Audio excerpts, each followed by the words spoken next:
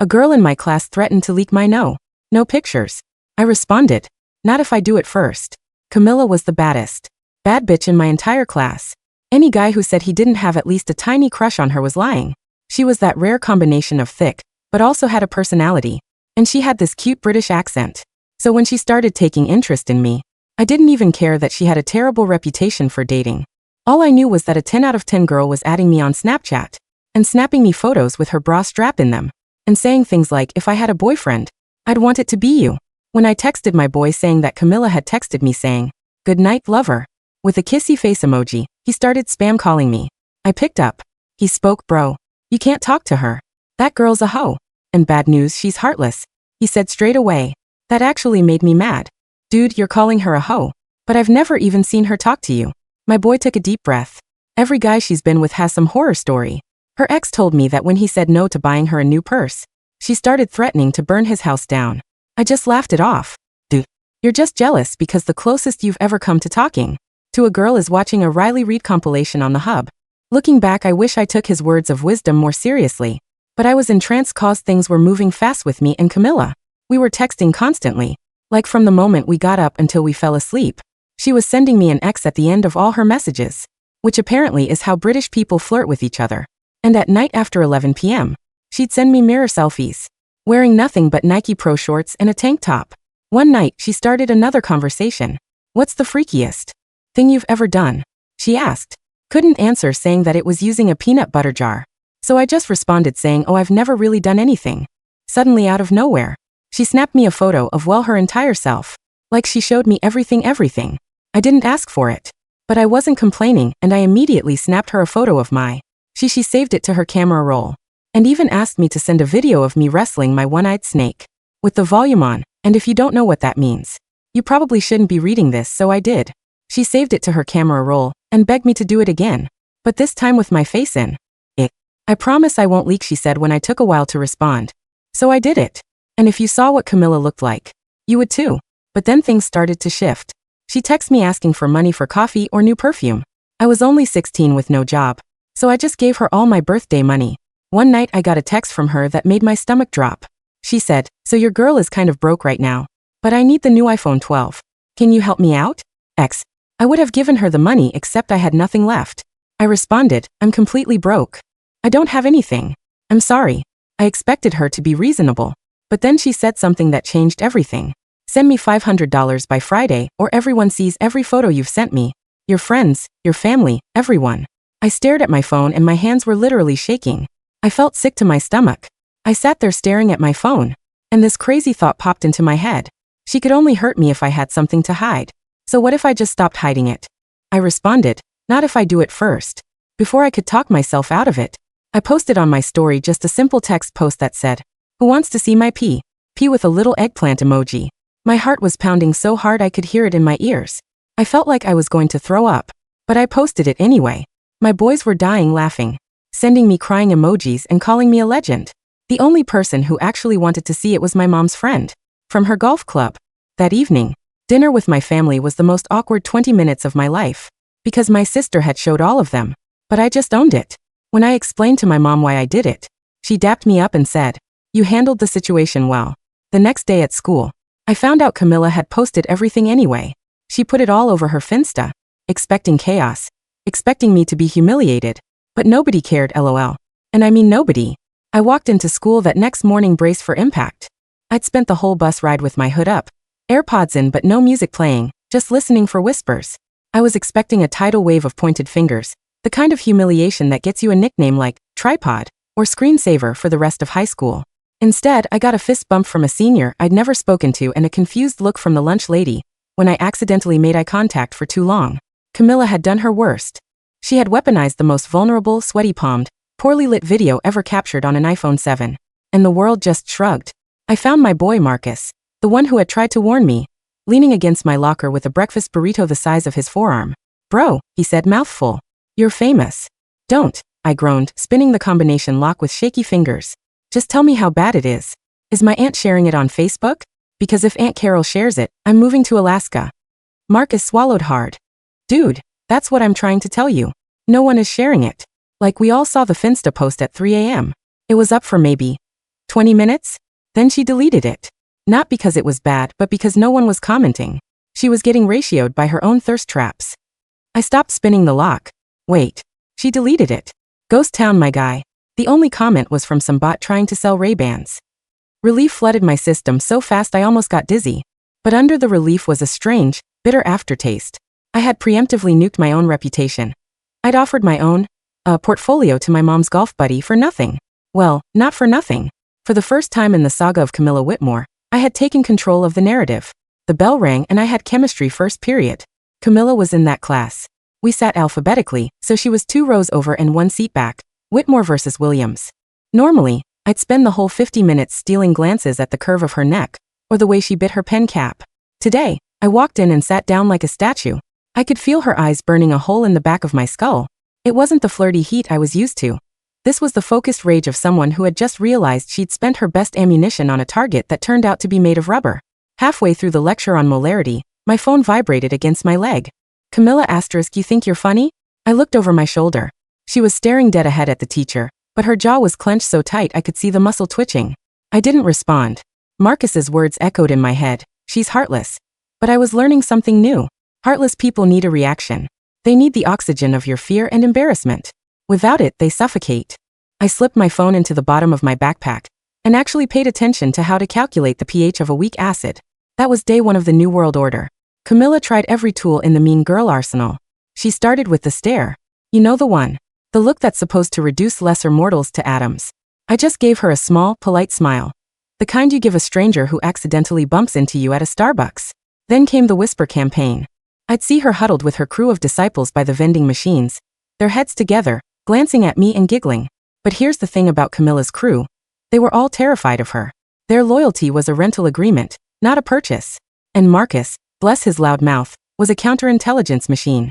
Yo, Williams, he said, sliding into the seat next to me at lunch. You hear what she's saying now? That I use a peanut butter jar as a girlfriend? Nah, that was last week. This week, she's telling people you're, and I quote, obsessed with your own reflection and probably a psychopath. Because I didn't cry when she leaked my nudes? Exactly. She's trying to flip it. If you're not a victim, then she's not a villain. She's trying to make you the weirdo. It was a devious, elegant strategy. In the high school ecosystem, there is no greater sin than being weird. Not mean, not dumb, not even a narc. But weird? That's social anthrax. If Camilla could convince the school that I was some kind of narcissistic deviant who wanted his stuff out there, then she was just a girl who got mixed up with a creep.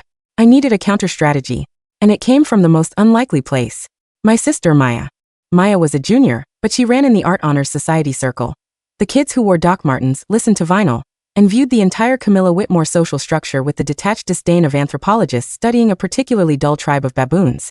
That night, after my mom had given me the most mortifying pep talk of my life, "You have nothing to be ashamed of, sweetie, you have a perfectly nice..."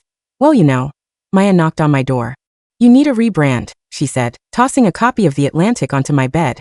"There's an article in there about the Streisand effect. Read it." "I'm not reading The Atlantic, Maya." "Fine. Cliff notes. Barbra Streisand sued a photographer to remove a photo of her house from an online archive.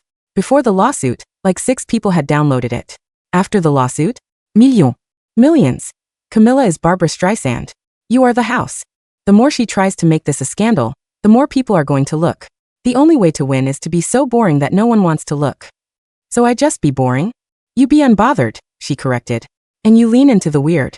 If she says you're obsessed with your reflection, post a story of you looking in a spoon at lunch. Own it. It disarms her. Bullies can't handle irony.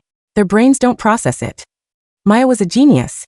A Doc Marten wearing, vinyl listening, Machiavellian genius. The next day, I executed phase 1 of Operation Unbothered. During lunch, as Camilla watched from across the cafeteria, I pulled out my phone, flipped the camera, and pretended to fix my hair while pouting at my own reflection. I didn't even post it. I just let her see me doing it. Marcus caught on immediately. "Damn, I'm looking fine today," he said, loud enough for her table to hear. "Almost as fine as you, Williams." But not quite. Camilla's face twisted like she'd just bitten into a lemon covered in hot sauce. She got up and left the cafeteria without finishing her acai bowl. It was a small victory. But victories against someone like Camilla are won in inches, not miles. Things might have just fizzled out into a cold war of glares and snide remarks, if it weren't for Eleanor Vance. Eleanor was new. She'd transferred in 3 weeks into the semester, which is basically suicide in the high school social calendar. She was from somewhere in the countryside of England, proper English, not the London Camilla faux posh accent. Eleanor had a voice that sounded like wind chimes and honey, and she dressed like a librarian who moonlighted as a drummer for a punk band.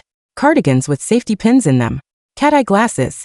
And she was in my English lit class, sitting right next to the window, the only open seat in the room. Because I was in my unbothered era. I wasn't trying to impress anyone. I'd stopped slouching to hide my height, and stopped pretending I didn't know the answers to the discussion questions about the Great Gatsby.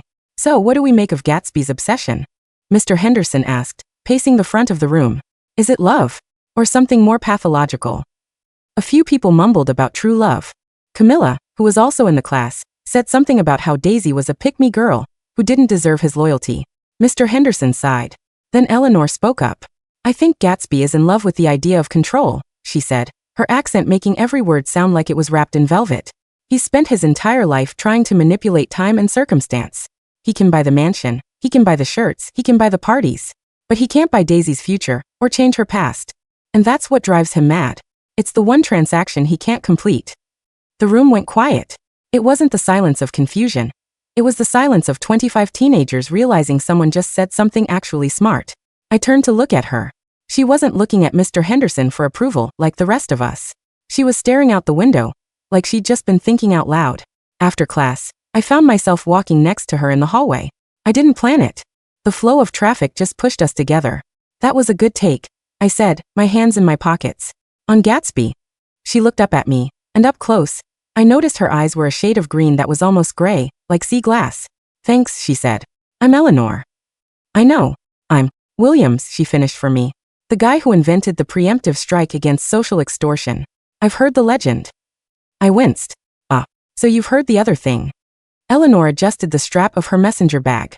I heard that a girl in our year tried to blackmail you with private photos, so you posted a public announcement offering to show everyone your wares, thus rendering her leverage moot. I thought it was rather brilliant, actually. Very catch-22. I stopped walking. You think I'm a character from a Joseph Heller novel? I think you're someone who realized that the only way to win a game with no rules is to flip the board over, she said, smiling slightly. Or, maybe you're just a massive exhibitionist. I laughed. It was the first genuine laugh I'd had in 2 weeks. Definitely the board flipping. Definitely not the other thing.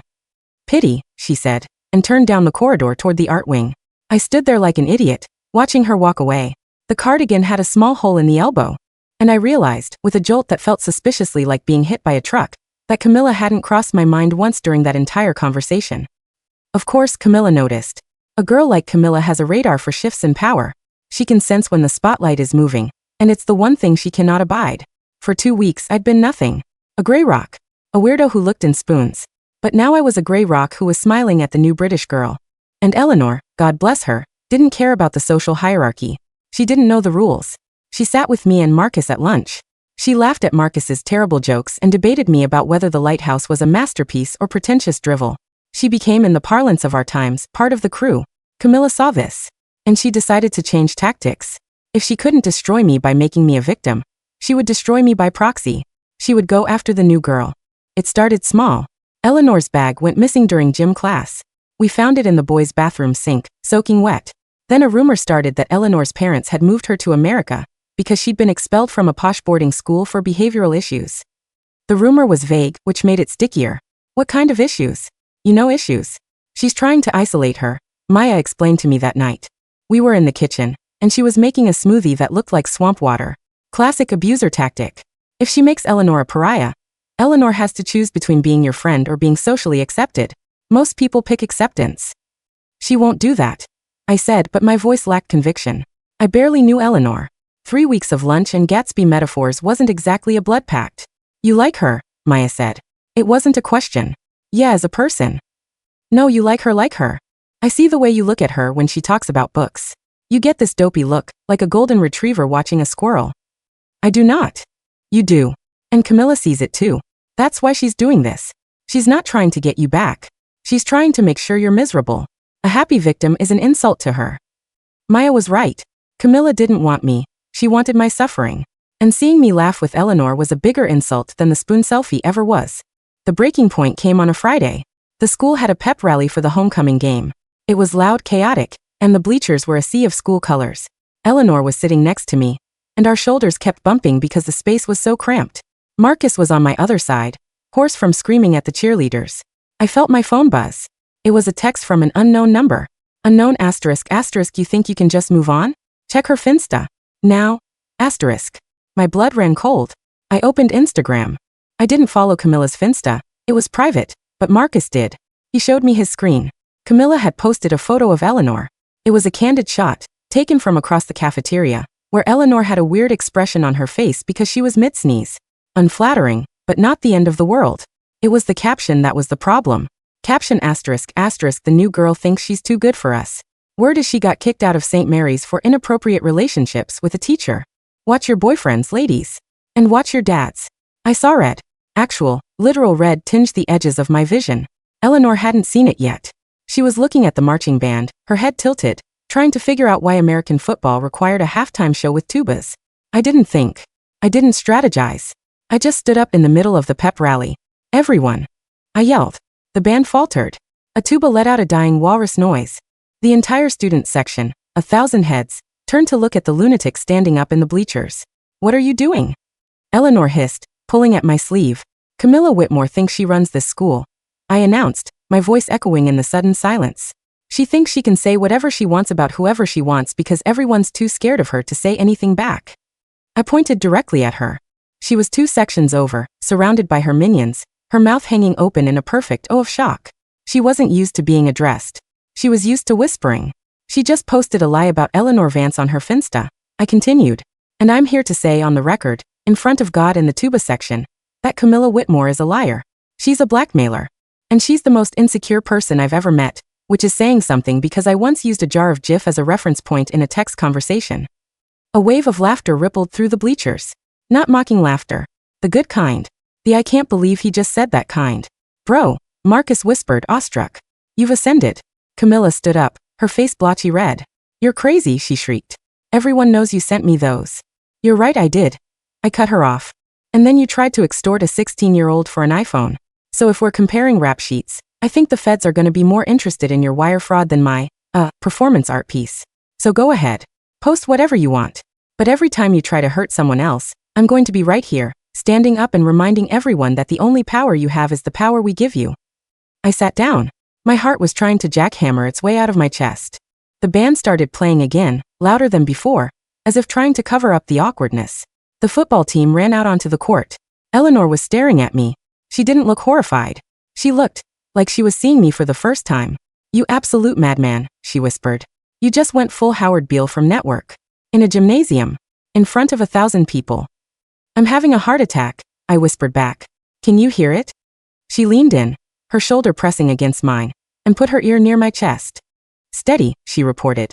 Strong even. Like a war drum. I looked over at Camilla's section. She was gone. She'd left the rally. And for the first time in months, I felt like I could breathe. The thing about publicly calling out the queen bee is that it's like throwing a rock at a hornet's nest.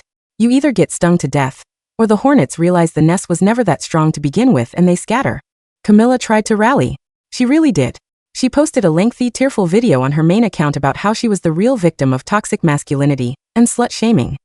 But the video was 9 minutes long. She was wearing a full face of makeup for a crying video, and someone pointed out that you could see the reflection of her ring light in her eyes. The comments were brutal. User 2039485 ***, girl, you asked a broke kid for $500. You're not a victim, you're a failed business major. ***. Jenny from the block ***.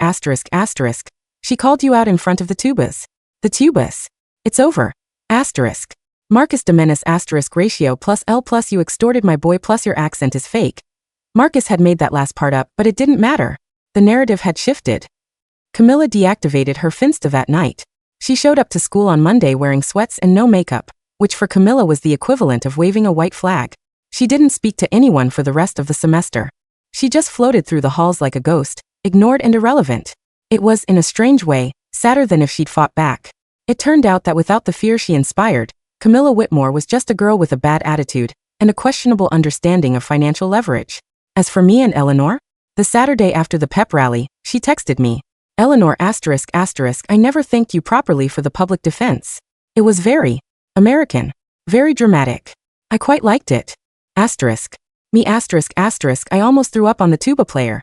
But you're welcome. I wasn't going to let her say that about you. Asterisk. Eleanor asterisk why not? Me asterisk asterisk because it wasn't true. And even if it was, it's none of anyone's business. Asterisk. Eleanor asterisk asterisk come over. My dad makes a proper cup of tea. And I want to show you something. Asterisk. I went over. Her house smelled like Earl Grey and old books. Her dad was a professor of English literature at the local university. And he looked exactly like you'd expect. Corduroy blazer, salt and pepper beard. A vague aura of disappointment in the state of modern syntax. He shook my hand firmly and said, "Ah, the orator. Heard you gave quite the speech. Churchillian, I'm told." Eleanor's room was a mess of sketchbooks and half-finished canvases. She was an artist. She showed me a painting she was working on. It was of two figures standing on a wooden platform in a vast, empty sea.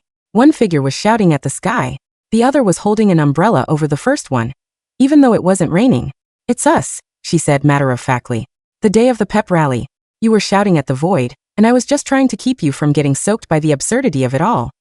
I looked at the painting. I looked at her. The sea-glass eyes. The hole in the elbow of her cardigan. I kissed her. It was clumsy and I nearly knocked over a jar of turpentine, but it was perfect. It wasn't the frantic, performative flirting I'd had with Camilla. It was quiet. It was real. It tasted like peppermint tea and possibility. 2 years later, we were graduating. Marcus was going to state on a partial scholarship for his social media management skills. He'd been running meme pages the whole time and had a small empire. Maya was off to art school in New York. Eleanor and I were sitting on the hood of my crappy Honda Civic in the school parking lot, watching the sun set behind the football field. We'd both gotten into the same university, her for fine arts, me for, ironically enough, pre-law. Something about the whole Camilla situation had sparked an interest in how power dynamics and contracts worked. I wanted to know how to protect people from the Camillas of the world. I was scrolling through my phone, clearing out old contacts, and I saw her name. Camilla Whitmore. I clicked on her profile. She hadn't posted in over a year. Her bio just said away. "You ever wonder what happened to her?" Eleanor asked, reading my mind like she always did. "Sometimes," I admitted. "I hope she figured it out. That whole performance. Being that mean is exhausting. You have to be so unhappy to treat people like that. Or maybe she's just a cautionary tale," Eleanor said, leaning her head on my shoulder. "A very attractive cautionary tale with a fake accent." I laughed. "You know, she did do one thing right." "What's that?" "If she hadn't threatened to leak my nudes, I never would have stood up and made an idiot of myself. And I never would have met you." Eleanor smiled, that quiet, knowing smile that I'd come to love more than anything in the world. I prefer to think that we would have found each other anyway. In the library. Over Gatsby. "Maybe. But," she said, squeezing my hand. "I'm glad you sent that video. Not because I ever want to see it. Please God, never show it to me. But because it brought you to that moment. To that gymnasium. Yelling at the tubas. I really hope the tuba player is okay." "He transferred schools," Eleanor said. "Wait, really?" "No. But I like that you care." We sat there in the quiet of the evening. The school was behind us, the future was ahead of us, and for the first time in a long time, the past felt exactly where it belonged. In the rearview mirror, my phone buzzed. It was a random notification. A friend request. From Camilla Whitmore. I looked at it. Eleanor looked at it. "What are you going to do?" she asked. I thought about the fear in my stomach that night she'd asked for money. I thought about my mom dapping me up. I thought about the taste of peppermint tea.